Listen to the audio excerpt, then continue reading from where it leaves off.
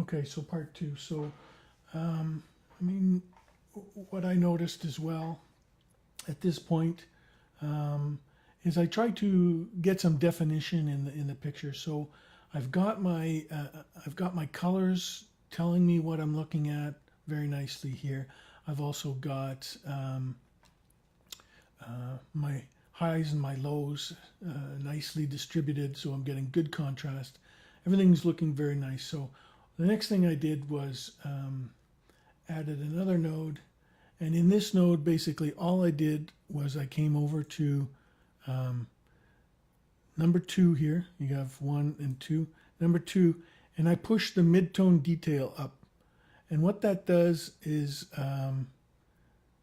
it really takes the stuff with the grass, any of the little details and a lot of contrasty stuff. If you notice up in here, you had some contrast on the that sort of pops.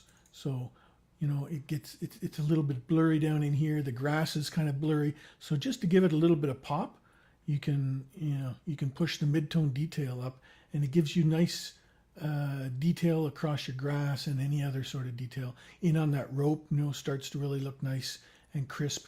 It makes it makes a big difference. Just playing with the mid-tone detail, and you can try it for yourself as you go. So that was what that one was. So the mid-tone detail. And with this, I said to myself, you know what? I'm at a great starting place. The colors look realistic. They look well balanced. The skin tones look pretty good, and and we can check those skin tones by coming to your vector scope. And sorry, let me switch that back here. Vector scope. So you can see there's your skin tone line, and we've got a lot of whatever information's coming in, it's on that line. So the skin tones looked good to me by eye, but the scope confirms it. And so I said at this point, I'm just going to start with my grade. So I applied another node. Sorry. Let's relabel that.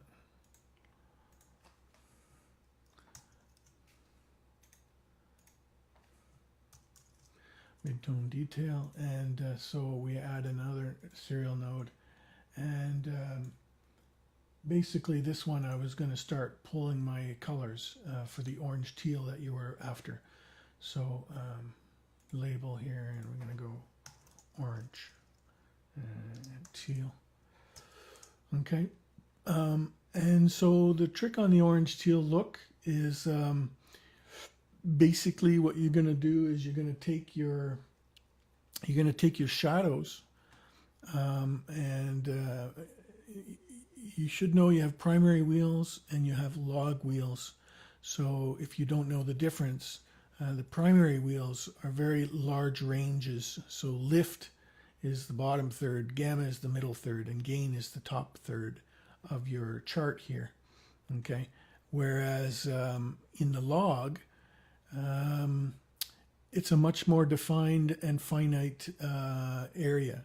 So down in the shadows, and so I go to the log side for my grades generally, because I'm trying to add something into what's there, not just like change everything. It really depends on your style. But so in my shadows, I bring in some blue.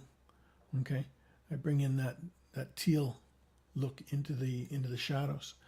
And then in the mids, I push towards the orange and the highlights as well, orange even up to the reds.